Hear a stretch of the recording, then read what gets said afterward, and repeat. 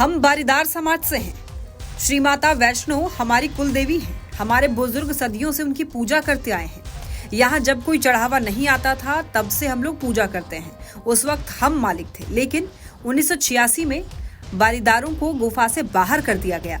Shrine board बना करके सब अधिकार उसे दे दिए। बारीदार समाज से आने वाले 85 साल के राम रतन शर्मा जम्मू में कटरा के पास भूटानी गांव में रहते हैं। उन्हें बारीदार समाज का अधिकार छिन जाने का मलाल अब भी है। वो चाहते हैं कि समाज को उसका हक मिले। भूटानी गांव के अलावा यहाँ पर 15 से ज्यादा गांव हैं जहां बारीदार समाज के लोग रहते हैं। ये भी यही आस लगाए हुए हैं। उनका कहना है कि चाहे बीजेपी हो, कांग्रेस हो, नेशनल कॉन्फ्रेंस हो या फिर पीडीपी, किसी ने हमारे हक में काम नहीं किया। हमारी रोजी रोटी छिन गई, कुलदेवी की पूजा छिन गई, लेकिन कोई आगे नहीं आया। रियासी से अलग होकर के श्री माता वैष्णो देवी के नाम पर नई विधानसभा सीट बनी है। इस सीट पर पहली बार चुनाव होने जा रहे हैं।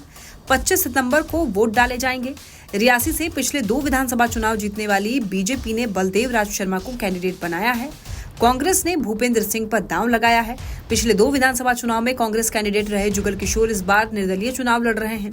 अपने हक की मांग करने वाले भूटान गांव के लोग अब अकेले नहीं हैं। इसके अलावा 15 से ज्यादा गांव हैं जहां पर बारीदार समाज के लोग रहते हैं। सुदर्शन कहते हैं कि जो भी सरकारें आई उन्होंने बारीदार समाज के साथ फ्रॉड किया है, चाहे वो बीजेपी हो, कांग्रेस हो या फिर नेशनल कॉन्फ्रेंस और पीडीपी, किसी ने हमारे हक के लिए काम नहीं किया।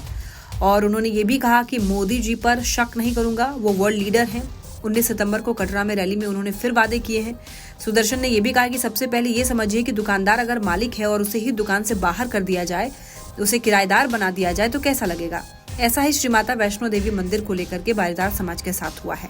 सदियों से बारीदार समाज की माता वैष्णो देवी वैष्णो कुल देवी हैं और बारीदार समाज के लोगों की नाराजगी पर और साथ ही साथ वहाँ के लोगों का कहना है कि 2014 में जब पीएम नरेंद्र मोदी जी आए तब उन्होंने वादा किया था और हमने बिल पेश किया था कि लेकिन जम्मू कश्मीर में हमारी सरकार जल्दी चली गई थी। अब श्री माता वैष्णो देवी विधानसभा सीट बनी है, उसमें हम बारीदार समाज के मुद्दे पर प्रमुखता से काम करेंगे।